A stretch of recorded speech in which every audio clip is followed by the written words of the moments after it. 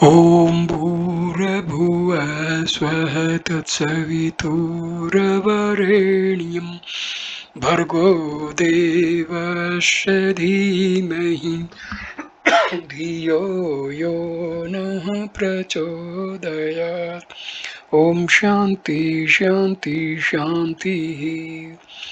नमस्ते मेरे प्यारे दोस्तों, ये भगवान श्री रमन महर्षि की महान शिक्षाओं के ऊपर 12वां वीडियो है। इस वीडियो को हम शुरू करते हैं मंत्र और जप के बहुत ही सुंदर और अनिवार्य विषय से। मंत्र एक शब्द या वाक्य खंड है जिसे गुरु दीक्षा विधि के दौरान शिष्य को देता है। यदि गुरु ने साक्षात्कार अथवा ध्यान अभ्यास से आध्यात्मिक शक्ति प्राप्त की हो तो उसको थोड़ा अंश मात्र में संक्रांत किया जाता है। यदि शिष्य इस मंत्र का निरंतर जप करता है तो गुरु की शक्ति उसको आध्यात्मिक मार्ग पर प्रगति करने में सहायता करती है। श्री रमन इस प्रक्रिया की प्रामाणिकता का स्वीकार करते थे, लेकिन स्वयं मंत्र नहीं देते थे। न ही कभी उन्होंने दीक्षा में मंत्रों का उपयोग किया। फिर भी वे ईश्वर के नाम जप के अभ्यास को महत्व देते थे एवं प्राय इसे एक अवलंबन के रूप में उन भक्तों के लिए निश्चित करते थे जो शरणागति या भक्ति का मार्ग पसंद करते थे। प्रकरण 7 में कहा गया था कि ईश्वर अर्थात आत्मा के प्रति आत्म समर्पण का अभ्यास प्रभावशाली है तथा साथ में हमेशा ऐसी सभानता बनाई रखी जा सकती है कि सोचने वाला या कर्म करने वाला कोई व्यक्ति नहीं है, बल्कि एक उच्चतर शक्ति जगत के सारे कार्यों के लिए जिम्मेवार है। श्री रमन इस दृष्टिकोण के विकास के लिए प्रभावी साधन के रूप में जप की सिफारिश करते थे, क्योंकि इससे व्यक्ति तथा जगत के विचार के स्थान में उस उच्चतर शक्ति का स्मरण बनाया रखा जा सकता था। प्रारंभ में ईश्वर नाम जप एकाग्रता या ध्यान का अभ्यास होता है, लेकिन निरंतर अभ्यास से ऐसी भूमिका आती है जिसमें जप अनायास ही अपने आप सतत चलता रहता है। यह भूमिका सिर्फ एकाग्रता से नहीं, बल्कि जिसका नाम जप किया जाता है उस देव के समक्ष पूर्ण आत्म समर्पण से प्राप्त होती है। ईश्वर के नाम जप के साथ पूर्ण भक्ति से उसका आवाहन करके बिना शर्त के उसके समक्ष अपने आप को समर्पित कर देना चाहिए। इस प्रकार के आत्म समर्पण के पश्चात ही प्रभु का नाम हमेशा मनुष्य के साथ रहता है। जब श्री रमन जप की इस उच्च भूमिका की बात करते तो उनके विचारों में एक रहस्यमय आयाम सामने आता। वे ईश्वर नाम का आत्मा से अभेद बताते थे और अक्सर यह भी कहते थे कि आत्म साक्षात्कार के पश्चात दिव्य नाम स्वयं अपने आप को हृदय में बिना किसी प्रयत्न के सतत दोहराता रहता है। यह अंतिम भूमिका तभी प्राप्त होती है जब जप का अभ्यास अहम के प्रति लक्ष्य बनाए रखने के अभ्यास से जुड़कर उसमें विलीन हो जाता है। श्री रमन 14वीं शताब्दी के महाराष्ट्र के संत नामदेव के विधान का उदाहरण देकर इस सिद्ध तंत्र की आवश्यकता को स्पष्ट करते थे। नाम का सर्वव्यापक स्वरूप तभी समझ में आ सकता है जब मनुष्य अपने अहम नाम का ठीक ठीक परिचय प्राप्त कर ले। जब तक अपना ही नाम नहीं जाना जाता तो व्यापक नाम को जानना असंभव है। यह उद्धरण नामदेव के दिव्य नाम का तत्व ज्ञान शीर्षक छोटे से ग्रंथ से लिया गया है और पूरा पाठ श्री रमन के प्रत्युत्तरों में इस प्रकरण में आगे दिया गया है। उन्होंने इसे 1937 में प्राप्त किया था और उनके जीवन के अंतिम 13 वर्षों तक इसकी एक प्रति को हमेशा अपनी बैठक के पास छोटे से बुक स्टैंड में रखा था। जब मुलाकाती जप के स्वरूप तथा उपयोगिता के बारे में प्रश्न पूछते तो वे प्राय इसको पढ़ते थे। इस विषय में बात करते समय वे इसका अक्सर समर्थन करते थे। इससे यह अनुमान किया जा सकता है कि वे इसकी विषय वस्तु को प्रामाणिक रूप में मान्य करते थे। अब प्रश्न उत्तर शुरू करते हैं। प्रश्न: मैं हमेशा श्वास लेते समय ईश्वर के नाम का तथा उच्छ्वास के समय साईं बाबा के नाम का जप करता हूँ। इसके साथ मैं बाबा के स्वरूप को भी देखता रहता हूँ। भगवान में भी मैं बाबा को देखता हूँ। मुझे यह विश्वास जारी रखना चाहिए या बदलना चाहिए? मेरे भीतर से मुझे कोई कहता है कि यदि मैं नाम रूप से ही लगाव रखूंगा तो उनसे पर कभी भी नहीं जा सकूंगा। लेकिन नाम रूप को छोड़ने के पश्चात मुझे क्या करना चाहिए, यह मैं नहीं समझ पा रहा हूँ। क्या भगवान इस विषय में मेरा मार्गदर्शन करेंगे? उत्तर: आप अपनी वर्तमान पद्धति जारी रख सकते हैं। जब जब अखंड रूप से चलता जब जप अखंड रूप से चलता रहता है तो दूसरे सब विचार शांत हो जाते हैं और मनुष्य अपने सच्चे स्वरूप में स्थित होता है, जो जप या ध्यान है। हम अपने मन को जगत के बाह्य पदार्थों के प्रति अभिमुख रहते हैं। इस कारण हम अपने जप रूप सच्चे स्वभाव के बारे में सावधान नहीं होते। जब हम जप अथवा ध्यान के सावधान प्रयत्न से अन्य पदार्थों के विचारों को रोकते हैं, तब जो शेष रहता है वह हमारा जप स्वरूप सच्चा स्वभाव है। जब तक आप स्वयं को नाम रूप समझते हैं तो जप के दौरान भी आप नाम रूप से बच नहीं सकते। जब आप जान लेंगे कि आप नाम रूप नहीं हैं तो वे अपने आप छूट जाएंगे। दूसरे किसी भी प्रयत्न की आवश्यकता नहीं है। जप अथवा ध्यान स्वाभाविक तथा अनिवार्य रूप से आपको उस ध्येय तक ले जाएगा। वर्तमान में जप साधन है, वह तब ध्येय मालूम पड़ेगा। नाम और ईश्वर भिन्न नहीं हैं। नामदेव के निम्नलिखित उपदेशों में यह बात स्पष्ट रूप से कही गई है। 1. नाम घन रूप में आकाश, पृथ्वी एवं पाताल में तथा दूसरे पूरे विश्व में व्याप्त है। कौन कह सकता है कि वह पाताल आदि निम्न सतर के लोकों में किस गहराई तक तथा स्वर्ग आदि ऊपर के लोकों में किस ऊंचाई तक फैला हुआ है? अज्ञानी लोग पदार्थों के तत्व को न जानकर 84 लाख जातियों में जन्म लेते रहते हैं। नामदेव कहता है कि नाम अमर है, रूप असंख्य हैं, लेकिन यह सब कुछ नाम है। दूसरा, नाम ही रूप है। नाम और रूप में कोई भेद नहीं है। ईश्वर नाम रूप धारण करके प्रकट हुए। इस कारण वेद ने नाम की प्रतिष्ठा की।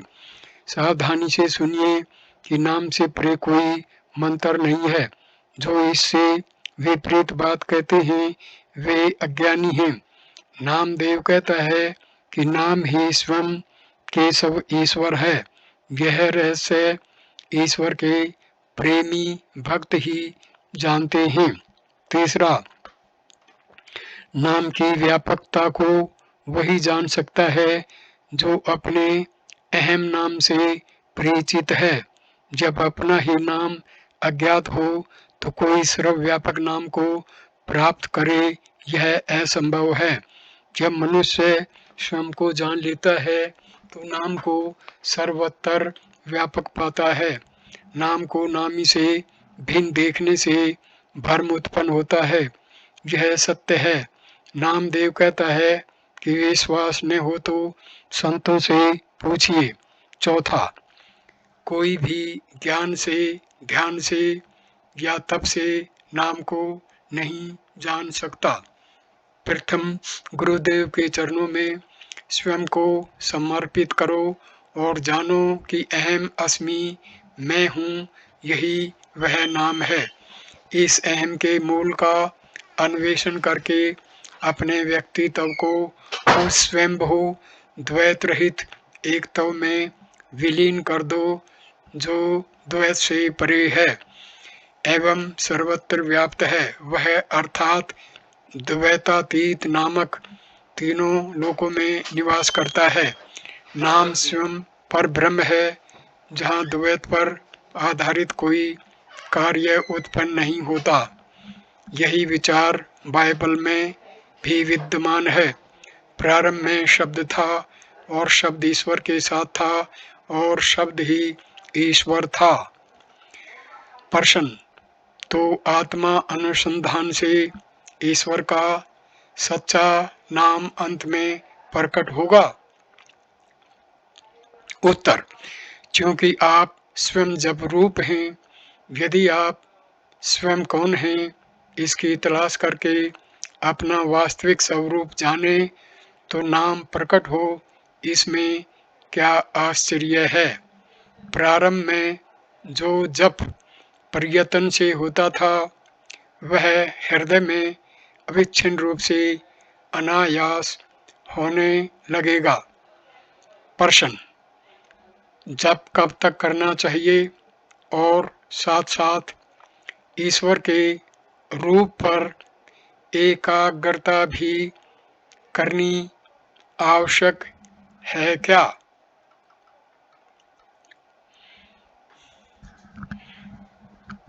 महर्षि रमन इसका उत्तर देते हुए कहते हैं,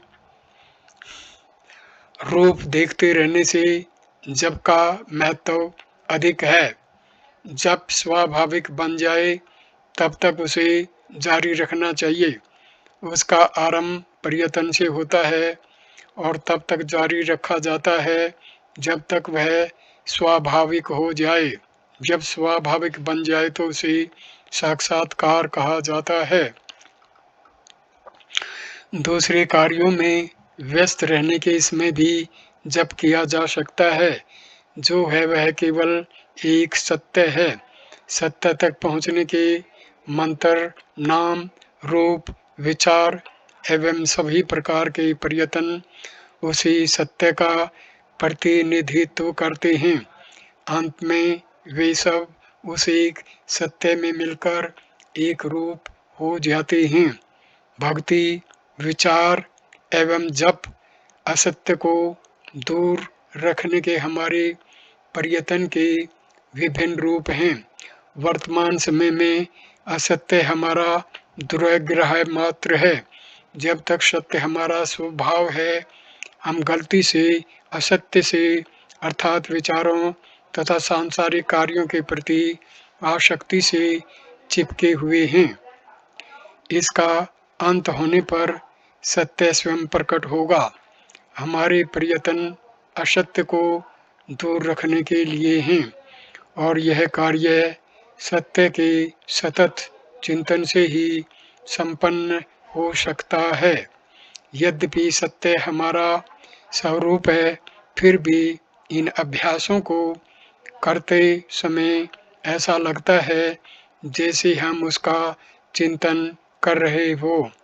जो हम करते हैं वह हमारी वास्तविक सत्ता के प्रकट होने के मार्ग में रहे हुए अवरोधों को दूर करने में परिणत होता है।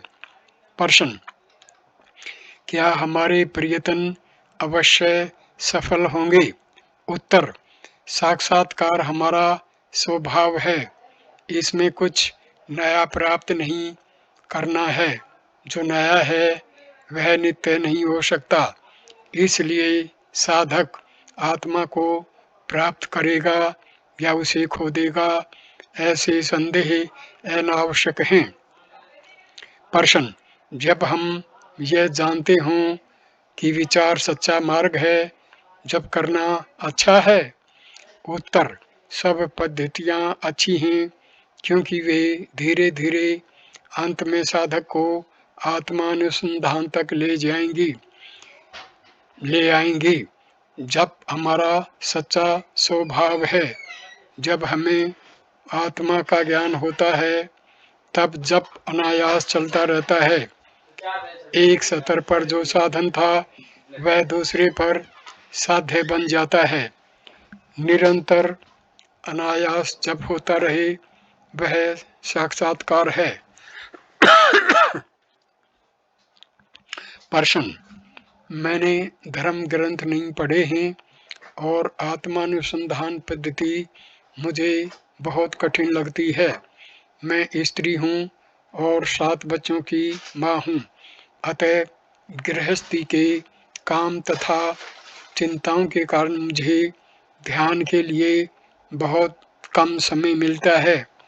मैं भगवान से प्रार्थना करती हूँ कि मुझे अधिक सरल और सादी पद्धति बताएं। उत्तर: जैसे मनुष्य को अपने आप को देखने के लिए दर्पण की आवश्यकता नहीं होती, वैसे आत्मा को जानने के लिए पढ़ाई अथवा धर्म ग्रंथों के ज्ञान की आवश्यकता नहीं है। सारा ज्ञान अंत में अनात्मा मानकर त्याग देने के लिए ही प्राप्त किया जाता है। नहीं गृहस्थी के कर्तव्य एवं बच्चों की देखभाल करना विघ्न है। आप और कुछ न कर सकें तो कम से कम अपने आप से मानसिक रूप में मैं कहने का अभ्यास करें, यह पर्याप्त है। जैसा कि मैं कौन हूँ ग्रंथ में बताया गया है। यदि कोई निरंतर मैं सोचता रहे तो यह उसे आत्मनिष्ठा की अवस्था तक पहुँचा देगा। आप कोई भी कार्य करती हों, उठते बैठते या चलते समय इसे बार बार दोहराते रहें। अहम ईश्वर का नाम है और सब मंत्रों में प्रथम एवं सबसे महान है। ओंकार भी दूसरे स्थान में है। प्रश्न: मन के संयम से लिए अजपा जप या ओंकार जप अच्छा है? उत्तर: अजपा जप के बारे में आपका क्या ख्याल है? मुख से सोहम सोहम रटना अजपा है। वस्तुतः अजपा का अर्थ वह जप है जो मुख से उच्चारित हुए बिना अनैच्छिक रूप से अनायास अपने आप चलता रहता है, उसे जानना। इस वास्तविक अर्थ को जाने बिना लोग यह सोचते हैं कि मुख से सोहम सोहम जप हजारों लाखों बार उंगली से या माला से गिनकर किया जाना चाहिए। जप का प्रारंभ करने से पहले प्राणायाम करना चाहिए, ऐसा शास्त्र विधान है। अर्थात पहले प्राणायाम करके पश्चात जप शुरू करना चाहिए? प्राणायाम के दौरान मुख बंद रखना होता है कि नहीं? यदि प्राण की गति रोककर शरीर के 5 महाभूतों को एक साथ बांधकर उनका संयम किया जाए तो शेष सच्चा आत्मा रहता है। स्वयं आत्मा हमेशा अपने आप अहम अहम दोहराता रहता है। यह अजपा है। इसको जानने के बाद मौखिक जप को अजपा कहा जा सकता है।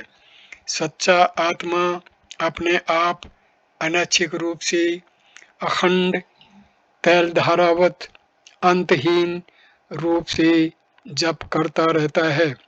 उसका दर्शन करना अजपा या गायत्री या सब कुछ है। यदि आप जानें कि जप कौन कर रहा है तो आप जान लेंगे कि जप क्या है।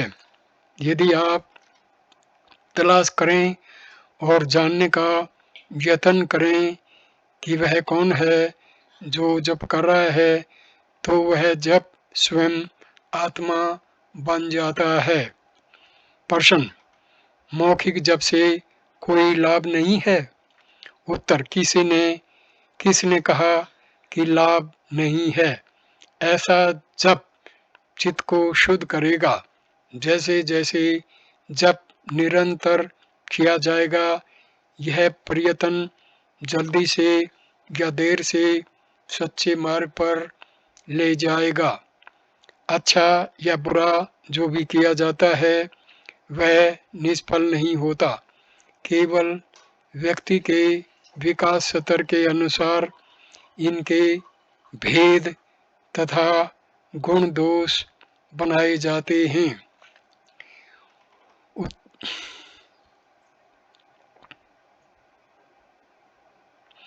प्रश्न: मौखिक रूप से मानसिक जप अधिक अच्छा नहीं है?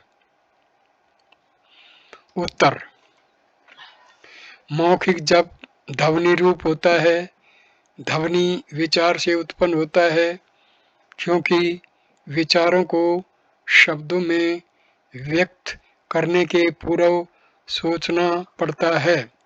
मन विचारों से बनता है, इसलिए मानसिक जप मौखिक से अच्छा है। प्रश्न: हमें ध्यान के साथ साथ मंत्र को मुख से नहीं बोलना चाहिए?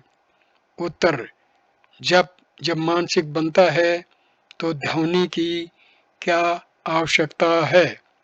मानसिक जप को ही ध्यान कहा जाता है।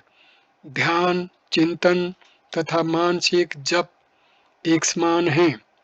विचार जब उलझे हुए नहीं होते और कई विचारों के स्थान में एक ही विचार बना रहता है तो इसे ध्यान कहते हैं। जप अथवा ध्यान का लक्ष्य यह है कि बहुत सारे विचारों को हटाकर केवल एक विचार को बनाए रखना। तब वह एक विचार भी अपने मूल पूर्ण चैतन्य में विलीन हो जाता है। मन जप में जुट जाता है और तब अपने मूल में समा जाता है। प्रश्न: कहते हैं कि मन मस्तिष्क से उत्पन्न होता है। उत्तर: मस्तिष्क कहाँ है? शरीर में। मैं कहता हूँ कि स्वयं शरीर मन का प्रेक्षेपण है। जब आप शरीर के बारे में सोचते हैं तब मस्तिष्क के विषय में बोलते हैं। मन शरीर को तथा उसमें रहे हुए मस्तिष्क को भी उत्पन्न करता है और मन ही यह निश्चित करता है कि मस्तिष्क उसका स्थान है। प्रश्न: श्री भगवान ने कहा है कि जप का पता उसके मूल में जाकर लगाना चाहिए। इससे क्या मन की ओर संकेत नहीं किया गया? उत्तर: यह सब मन की ही करतूत है। जप मन को एक विचार पर स्थिर करने में सहायता करता है। प्रथम दूसरे सब विचारों को गौण बनाकर उनको उस एक विचार के अधीन तब तक बनाए रखा जाता है जब तक कि वे अदृश्य न हो जाएं। जब मानसिक बने तब उसे ध्यान कहते हैं। ध्यान आपका सच्चा स्वभाव है। उसे ध्यान इसलिए कहते हैं कि उसे प्रयत्न से किया जाता है। विचार जब तक अव्यवस्थित एवं बिखरे हुए होते हैं तब तक प्रयत्न आवश्यक होता है, क्योंकि आप अन्य कई विचारों में उलझे रहते हैं। एक विचार को निरंतर बनाए रखने के प्रयत्न को आप ध्यान कहते हैं। यदि वह ध्यान अनावश्यक बन जाए, अनायास बन जाए, तब आप जानेंगे कि वह आपका सच्चा स्वभाव है। प्रश्न: लोग ईश्वर को कुछ नाम देते हैं और कहते हैं कि नाम पवित्र है और उसके जप से मनुष्य को लाभ होता है। क्या यह सच हो सकता है? उत्तर: क्यों नहीं। आप अपना एक नाम रखते हैं जिसे बोलने पर आप प्रत्युत्तर देते हैं, लेकिन जन्म के समय आपके शरीर पर यह नाम नहीं लिखा हुआ था।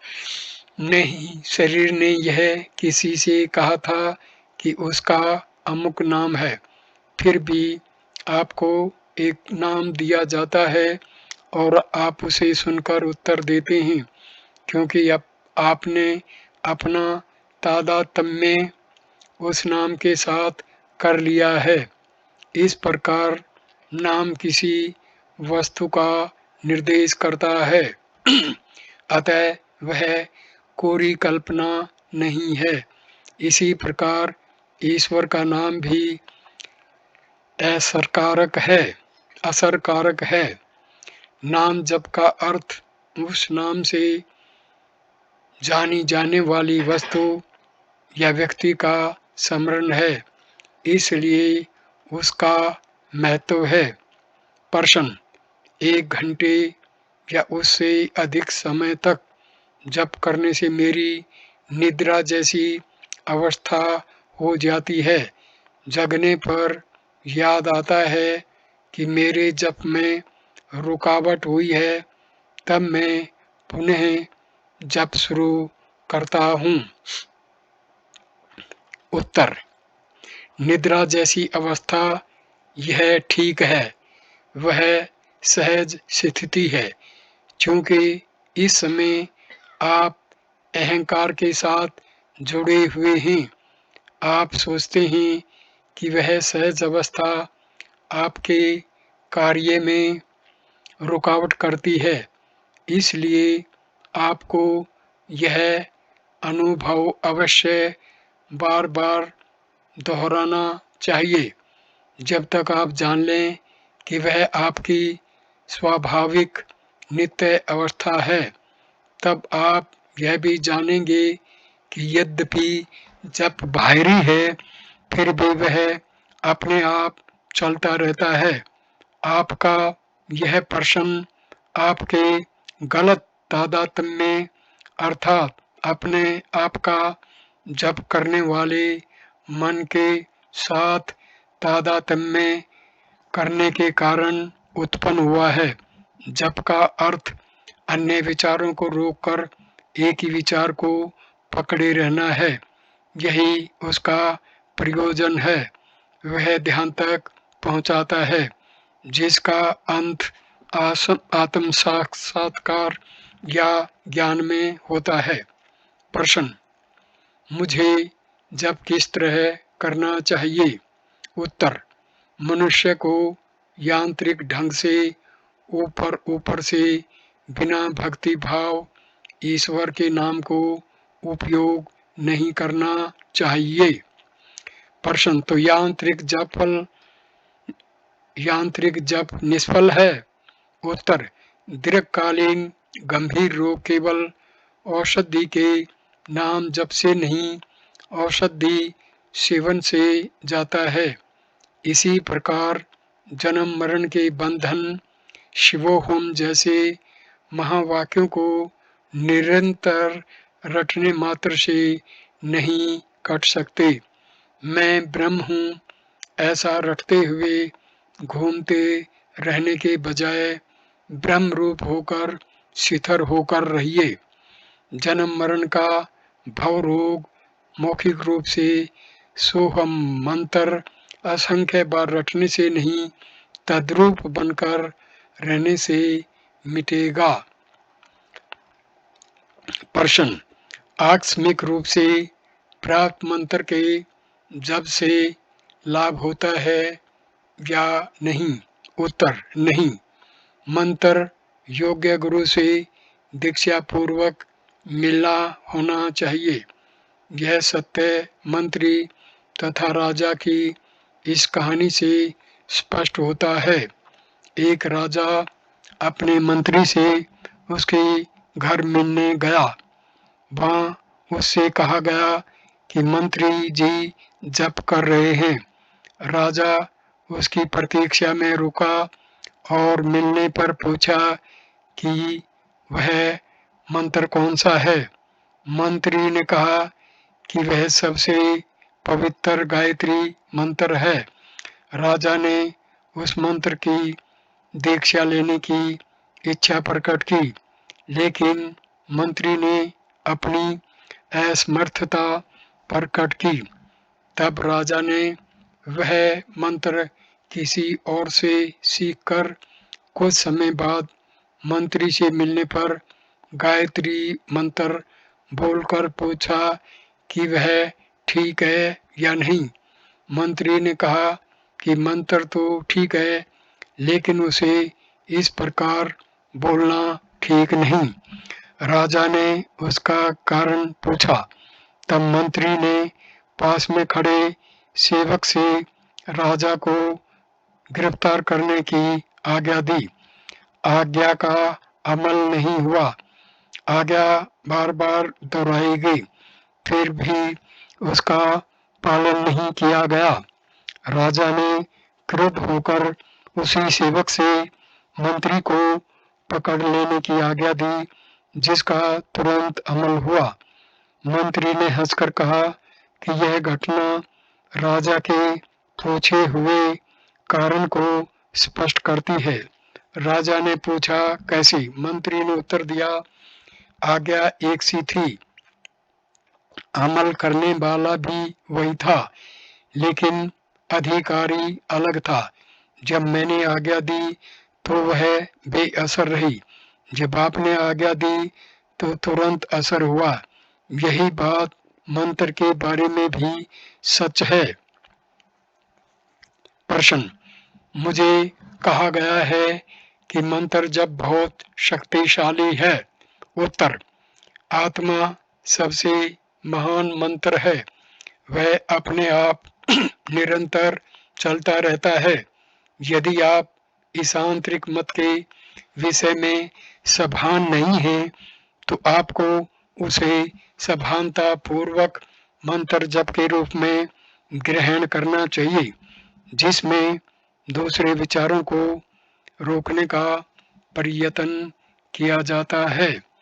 उसके प्रति निरंतर लक्ष्य देने से आप कुछ समय बाद आंतरिक स्वाभाविक मंत्र के विषय में जागरूक बन जाएंगे, जो साक्षात्कार की अवस्था है, जिसमें कोई आयास नहीं होता।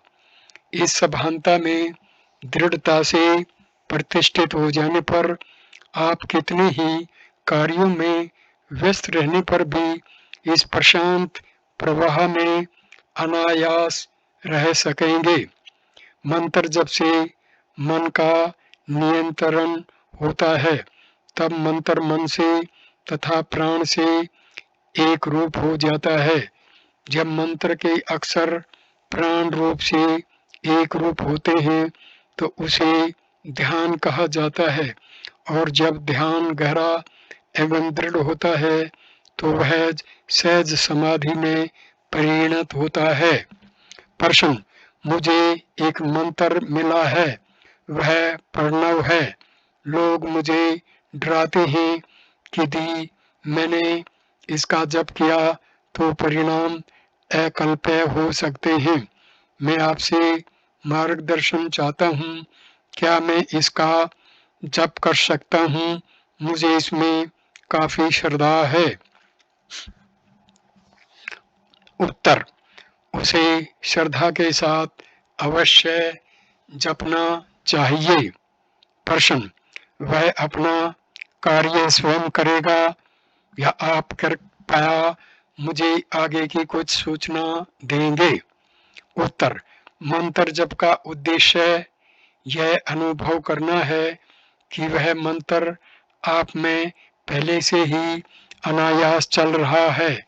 मौखिक जप मानसिक बनता है, तब मानसिक जप अंत में अपना नित्य रूप प्रकट करता है। वह मंत्र साधक का सच्चा स्वरूप है, इसे साक्षात्कार कहते हैं। प्रश्न, क्या समाधि का आनंद इस तरह प्राप्त होगा? उत्तर, जब मानसिक बनकर अंत में अपने आप को आत्मा के रूप में प्रकट करता है, यही समाधि है। इस वीडियो को मैं यहीं पर विराम देता हूँ। अगला 13वां वीडियो हम शुरू करेंगे गृहस्थ जीवन के विषय पर। वीडियो देखने के लिए धन्यवाद मेरे दोस्तों। नमस्ते, नमस्कार।